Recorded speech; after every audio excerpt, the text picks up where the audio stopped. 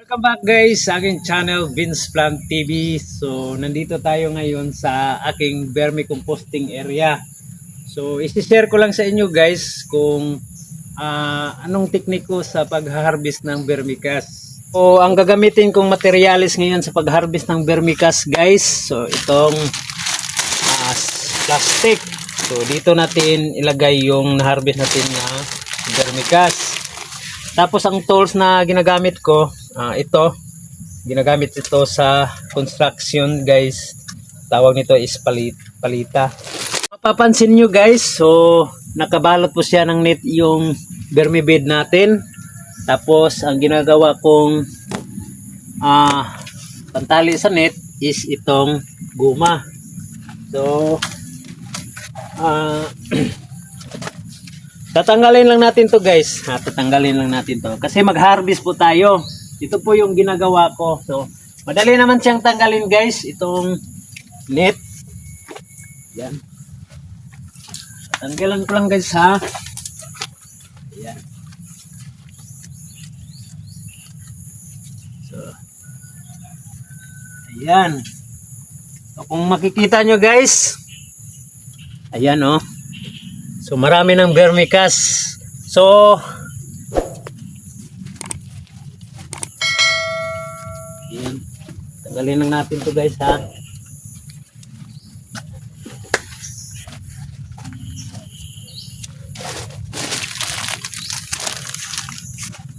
So ito guys, pangalawang bisis ko na itong pag-harvest mula nang pakain ko tong substrate niya guys. So unang harvest ko, nakakuha ko ng 10 kilos guys. Ayan, kuha ko ng 10 kilos. Ngayon pangalawang harvest, sana madami-dami guys. So itong technique na to guys, so kailangan mo lang siyang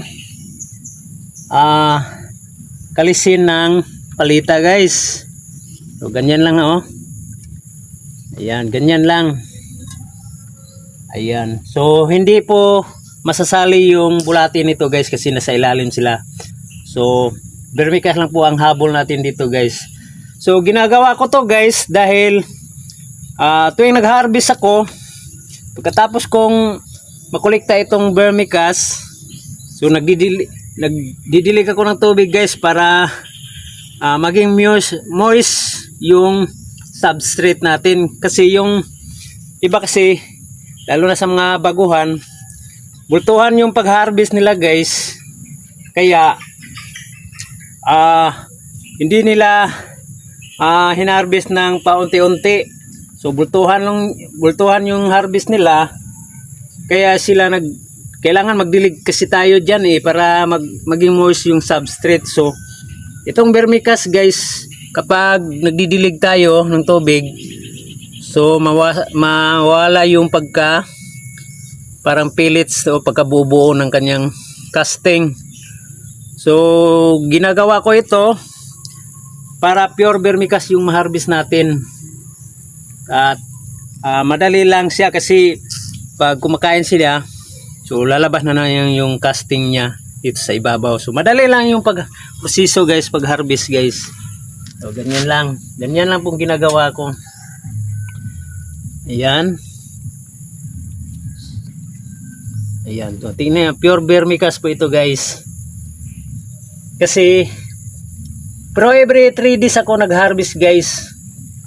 Nung una kong harvest, 3 days yun before ko sa pangalawang harvest ngayon. So after 3 days nito, mag-harvest naman ako. So ganyan lang guys oh. Ayan. Ganyan po. Ayan. So iipunin lang natin bawat anggulo guys. Ito oh, iipunin lang natin dito sa kabila. Saka natin ilagay sa plastic. Ayan, so walang bulating na isama guys kasi nasa ilalim lang sila. Ayan. So ayan.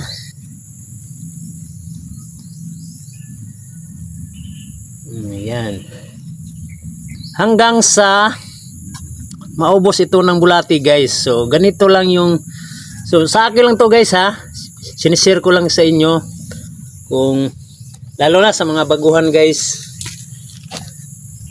Ayan, kung titingnan nyo guys, naipon ko na yung kanyang mga vermicast. So ilagay ko na siya sa plastic guys. Ayan, so madali lang gawin to guys. Pero ito guys ha, sa akin lang po ito. So subuko na po itong technique na to. Ayan, so ayan po yung casting natin. Pure vermicast po ito. Ayan. So after 3 days ng pag-harvest natin guys, so harvest na naman ulit kasi bukas itong part na to, so lalabas na naman yung kanilang mga pupo ng bulate. So yun po yung vermicast. Ayan, so ganyan lang, yan lang. Yung iba kasi guys, so mano-mano po nilang kinukuha yung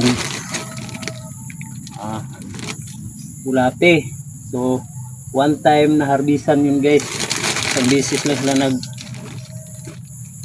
harvest, pero one time. So ito talaga makukuha natin yung pure vermicast. Tapos na po tayo nag-harvest guys. So ito na po yung na-harvest natin na pure vermicast. So siguro nasa 10 kilos din ito.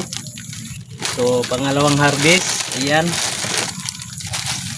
So pagkatapos guys, magdidilig na tayo ng tubig para laging moist yung substrate natin.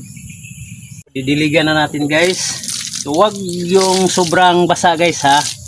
So i-estimate lang natin na yung moisture ng substrate, kasi ayaw ng bulati yung sobrang basa din. Ayan. Tapos 3 days harvest na naman, so magdidilig na naman ulit. So ganyan lang yung cycle guys. So ayan. Tapos na po akong magdilig ng tubig guys. So make sure lang guys na matapos itong ubusin nila itong substrate na to, dapat may nakahanda na sa pangalawang bed guys. Dahil pag ma-harvest na natin lahat ito, so dito na naman sila. So sakto na madi-decompose na po ito. So yun lang muna guys. Kung nagustuhan nyo yung video ko, paki-like and share na rin sa aking video. Kung hindi ka pa nakapag-subscribe, mag-subscribe ka na at isama mo na rin pindutin yung bell button para ma-update kita sa mga bago kong upload.